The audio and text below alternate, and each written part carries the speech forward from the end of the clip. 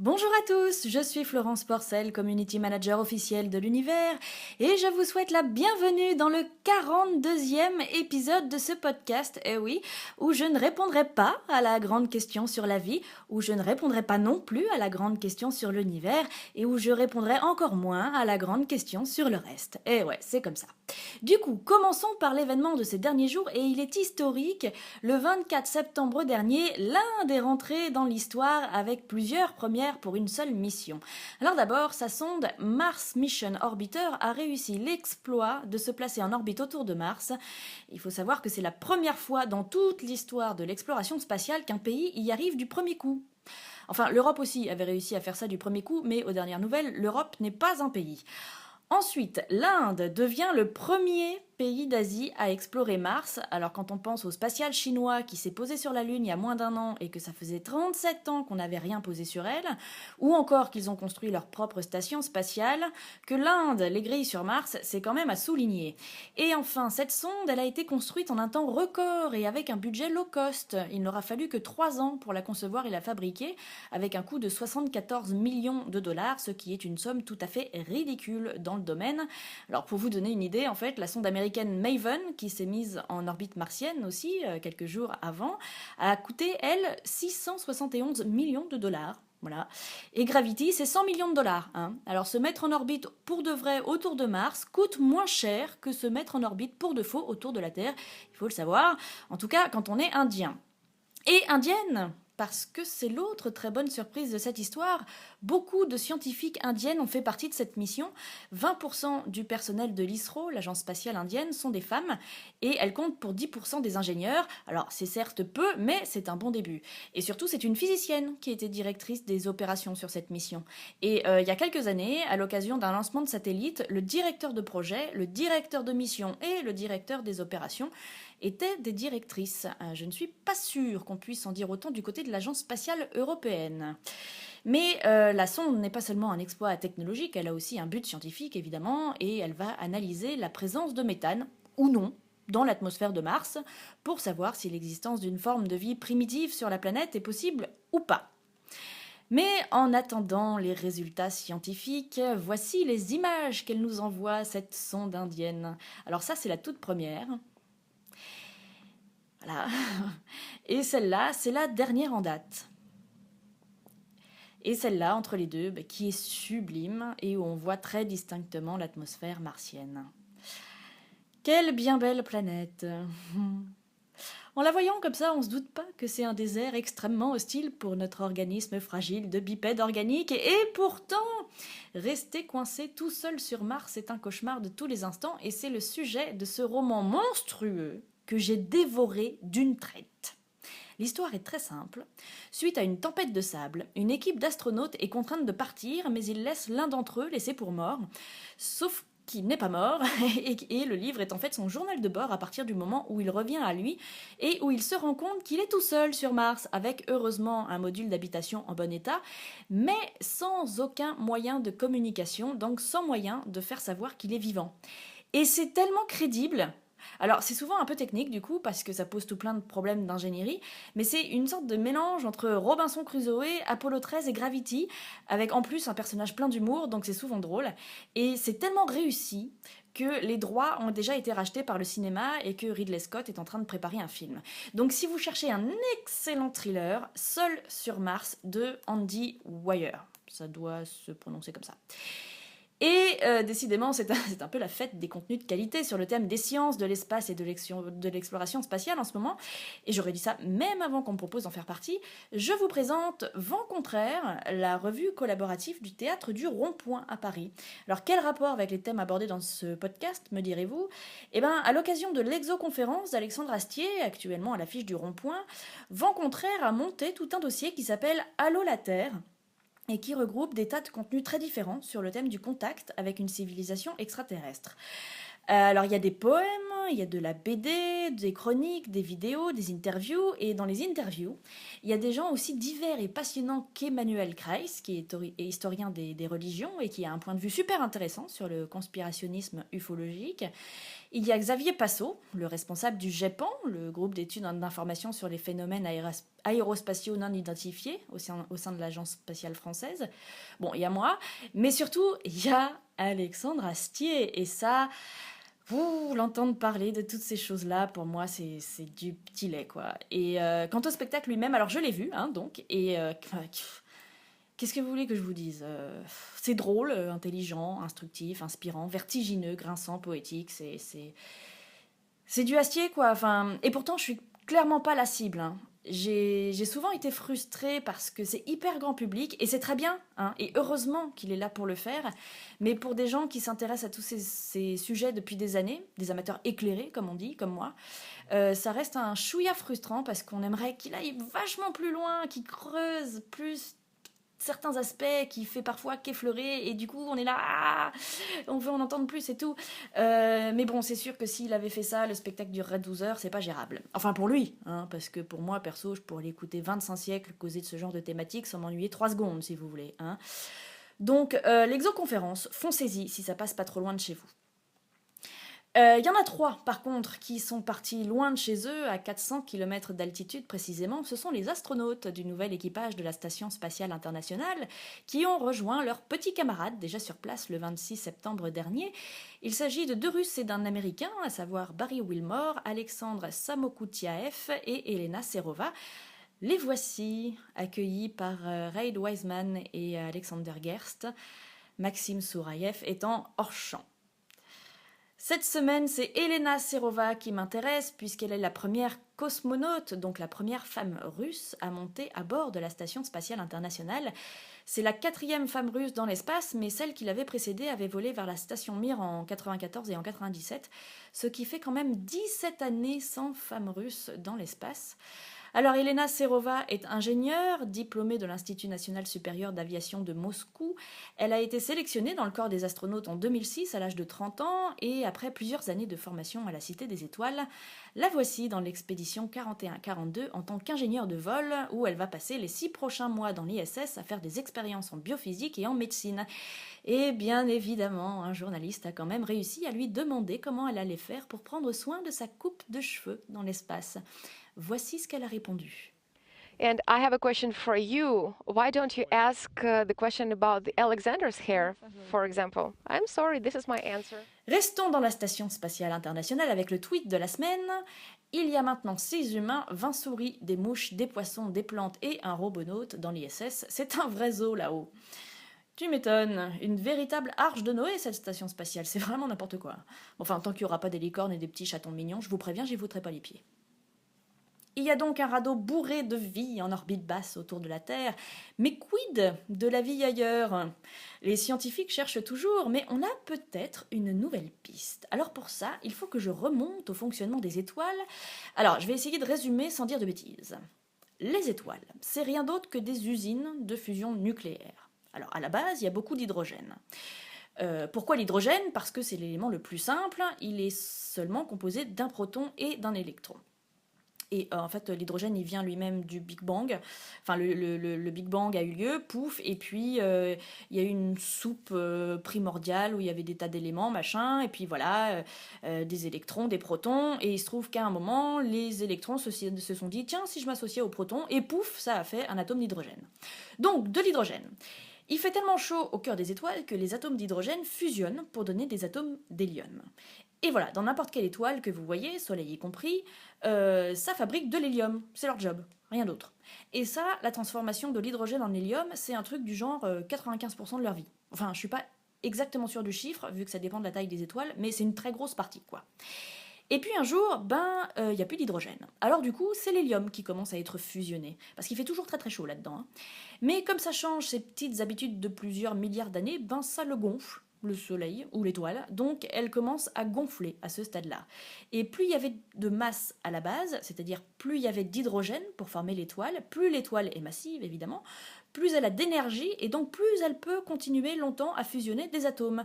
Et évidemment, les nouveaux atomes formés deviennent de plus en plus lourds. Donc on est passé de l'hydrogène à l'hélium, puis après avoir fusionné de l'hélium, elle fusionne du carbone, puis du néon, puis de l'oxygène, puis du silicium, puis du fer, et en général, après ça, elle se transforme en supernova. Et là, ça synthétise tous les éléments plus lourds que le fer. Mais toutes les étoiles n'atteignent pas ce stade. Le Soleil, par exemple, mourra bien avant, comme le résume très clairement ce tableau. Donc, vous imaginez bien qu'avec les températures nécessaires à ce genre de cuisine, on ne peut pas bien fabriquer les éléments du tableau périodique ailleurs que dans les étoiles. D'où l'expression poussière d'étoiles, puisque tout ce qui nous compose vient de ces jolies petites choses qui ont brillé un jour, dont évidemment ce qui nous intéresse ici, à savoir les briques de la vie. Mais revenons à la mort des étoiles. Quand elles ne sont pas très grosses, comme le Soleil, leur cœur s'effondre pour former des nattes blanches et elles expulsent leur couche externe, constituée des atomes qui ont été fabriqués, et ça crée des nuages de gaz qu'on appelle nébuleuses planétaires. Oui, rien à voir avec les planètes, hein, donc. En voilà quelques exemples. Voilà. Et c'est comme ça que le Soleil finira. Ces cadavres cosmiques sont quand même les objets les plus sublimes de l'univers, hein, on est bien d'accord sur ce point. Et pour les supernovas, c'est pareil, les couches externes sont expulsées dans l'espace, ce qui donne des rémanents de supernovas, comme sur ces images. Mais comme cette fois le cœur explose, enfin il explose pas vraiment, mais c'est un peu complexe, c'est un peu plus complexe que ça, mais je suis pas compétente pour entrer dans les détails. Donc ça produit des ondes de choc monumentales et ça fait valdinguer tous les éléments lourds qui ont été produits un peu partout. Et en plus de ça, l'onde de choc arrive jusqu'aux autres nuages de gaz et de poussière des étoiles moins grosses, ce qui les sort un peu de leur torpeur. Et ça provoque ou ça accélère leur contraction créée par la gravitation. Et pouf, ils s'effondrent sur eux-mêmes et pouf, ça donne de nouvelles étoiles, etc., etc. Ça fait donc maintenant 10 minutes que je vous raconte les étoiles, la fusion thermonucléaire et le reste, mais pourquoi exactement déjà, je sais plus. Ah oui, les briques de la vie. Donc, au cœur de notre Voie lactée, vous savez, là où ça sent la framboise? Bref, il y a des gigantesques nuages de gaz où se trouve donc tout un tas d'atomes qui s'assemblent pour former des molécules. Et qui dit nuage de gaz dit aussi lieu de formation des étoiles. Faut suivre, hein. Et donc, en gros, regardez là-bas à 27 000 années-lumière du Soleil, c'est un peu comme si on observait ce qui s'est passé au moment où notre propre système solaire s'est formé. Or, des chercheurs viennent d'y trouver tout plein de ça. Alors, ça, c'est une molécule d'isopropylcyanide, voilà, composée d'atomes de carbone, en gris, d'atomes d'hydrogène, en blanc, et d'un atome d'azote, en violet. Et alors, me diriez-vous, et vous auriez raison. Eh bien le truc, c'est que jusqu'ici, on trouvait beaucoup de ça. C'est presque la même chose. Et bien évidemment, tout est dans le presque. La différence entre ça et ça, c'est que dans celle qu'on connaissait bien, les atomes se suivaient un peu comme dans un collier de perles. Alors qu'ici, c'est subtil, hein, je vous l'accorde, mais ça forme une ramification en forme de pas de doigt. Alors évidemment, ce serait plus flagrant si on avait un gif en 3D, mais j'ai pas trouvé. Et le fait que les atomes se soient organisés comme ça, contrairement à la première version qu'on connaissait bien, ça permettrait à d'autres atomes de venir s'y accrocher pour former des molécules beaucoup plus complexes comme...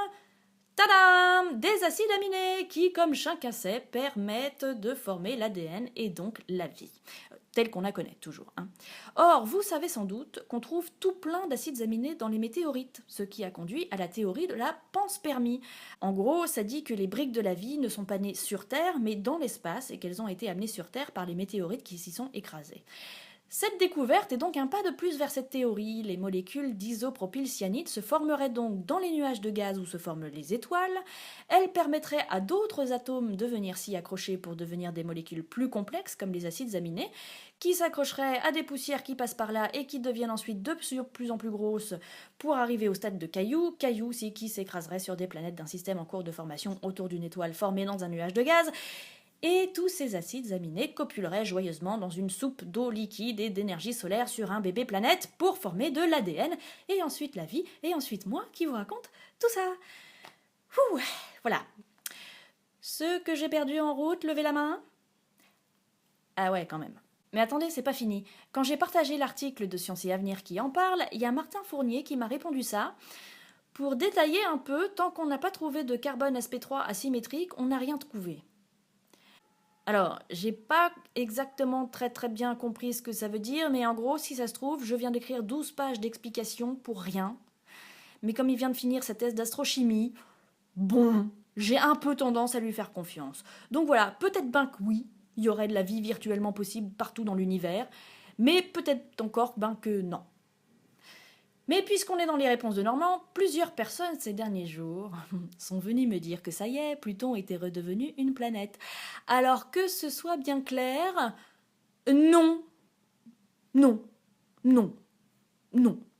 Cette rumeur provient d'une réunion d'astronomes américains qui ont décidé de la surclasser, comme ça, à la cool, mais ça marche pas comme ça en vrai. Parce que moi aussi je peux le faire sinon, hein. Mais en fait, non. Donc, il n'y a que l'Union astronomique internationale qui puisse prendre des décisions sur la nature des corps célestes, et c'est tout.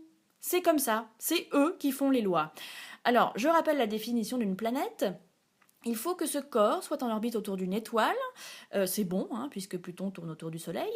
Il faut aussi que ce soit un corps en équilibre hydrostatique, c'est-à-dire une sphère globalement, hein, qui ne produise pas de fusion thermonucléaire, sinon ça s'appelle une étoile. Et aux dernières nouvelles, Pluton ne fusionne pas d'hydrogène pour produire de l'hélium, donc jusqu'ici tout va bien. Et troisième point, il faut que le corps en question ait fait le ménage d'un point de vue gravitationnel, c'est-à-dire qu'il ne doit pas y avoir d'autres corps qui gravitent au voisinage de son orbite. Et là, par contre, Pluton a merdé, hein, on en trouve des kilotonnes, des corps comme ça, dont certains qui sont plus gros que lui, comme Eris, par exemple. Et l'argument de « ouais, mais quand même, Pluton a des lunes, gna gna gna », c'est pas valable. On trouve des astéroïdes qui ont des lunes, et ça n'en fait pas des planètes pour autant. Hein. Et de toute façon, c'est l'UAI qui décide, et c'est marre. Alors après, on peut effectivement discuter des conditions dans lesquelles cette décision a été prise. Oui. Et là, je vais me taire 5 minutes et je vais laisser causer l'ami y penser qui a expliqué ça beaucoup mieux que je ne le ferai jamais. Alors il y a eu énormément de problèmes autour de ce vote, et il faut bien expliquer la nature de ces problèmes. D'abord, c'est pas si souvent qu'on a un fait scientifique qui est validé par vote. Ensuite, les conditions même du vote sont un peu particulières, c'est-à-dire que l'UAI compte à peu près à ce moment-là 9000 membres. Sur les 9000 membres, il n'y en a que 2700 qui étaient à Prague pour leur festivité. Le vote a eu lieu le dernier jour des 10 jours du congrès, donc il y avait pas mal de gens qui étaient déjà barrés, et donc sur les 1000 membres qui restaient sur place, au final, il n'y en a que 424 qui ont voté, les autres se sont abstenus. Donc le vote qui a fait que Pluton n'est plus une planète a été voté avec 5% des gens qui auraient dû voter. On peut remettre en question la validité d'un tel vote. Voilà. Mais dans ces conditions, on peut aussi remettre en question la validité des lois qui sont votées en l'absence d'un certain nombre de députés et de sénateurs. Voilà. Oh, et pour en finir avec cette histoire, vous savez pourquoi ça fait autant polémique, surtout du côté des scientifiques américains? Sheldon, I want you to meet Neil deGrasse Tyson from the Hayden Planetarium in New York. I'm quite familiar with Dr. Tyson. He's responsible for the demotion of Pluto from planetary status. I liked Pluto. Ergo, I do not like you. But I actually didn't demote Pluto. That was a vote of the International Astronomical Union. Non, parce que globalement, ailleurs, on s'en fout hein, du statut de Pluton. Eh ben, c'est parce que du temps où elle était une planète, c'était la seule découverte par un Américain. Eh ouais. Et parce que aussi, ils ont fabriqué une sonde qui s'appelle New Horizons, chargée d'aller étudier Pluton, donc, qu'elle a été envoyée le 19 janvier 2006 vers la planète la plus éloignée du système solaire, ce qui leur aurait permis de réaliser encore tout un tas d'exploits, mais que 9 mois après le lancement, le 24 août 2006, bim, l'UAI décide que leur planète chouchoute n'en est plus une. Ah ben ils font la gueule depuis, c'est sûr, hein, donc ben voilà ce qu'on pouvait dire à propos de Pluton. Donc c'est toujours une planète naine ou planétoïde ou objet transneptunien, ce que vous voulez, mais ce n'est pas une planète. Revenons à des choses moins polémiques avec la date de la semaine et je voudrais vous signaler que du 29 octobre au 3 novembre se déroulent les Utopiales. Les Utopiales, c'est un festival international de science-fiction qui a lieu tous les ans à Nantes et voici le teaser de cette année.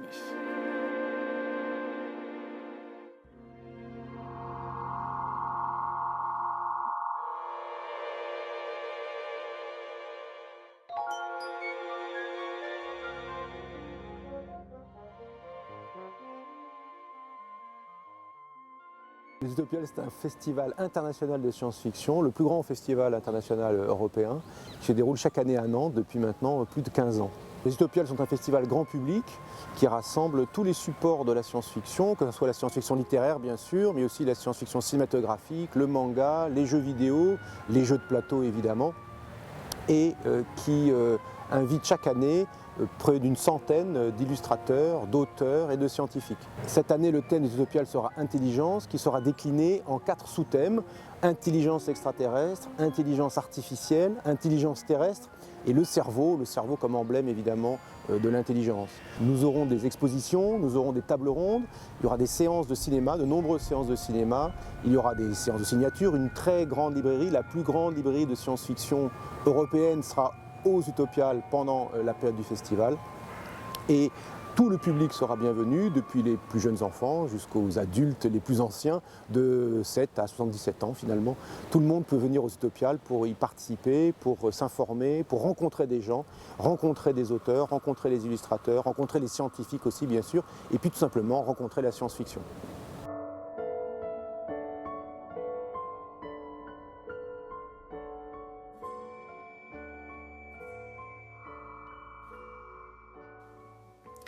Je vous informe que je fais partie des invités de cette année puisque j'interviendrai dans différentes tables rondes sur des sujets divers, que je fais partie d'un jury littéraire qui décernera un prix et qu'il y aura même une rencontre avec organisée à mon sujet.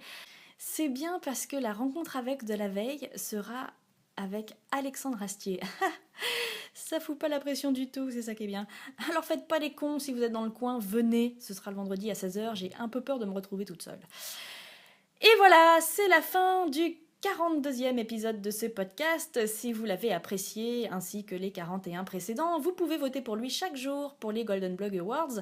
Je vous en remercie d'avance. Merci à tous ceux qui le téléchargent sur iTunes, qui le regardent sur YouTube et qui le partagent. Vous m'avez encore hissé à des sommets tels que je grille la politesse à Étienne Klein lui-même et que, audio et vidéo confondus, je me classe juste derrière les monuments de Jean-Claude Amezen et de Mathieu Vidard.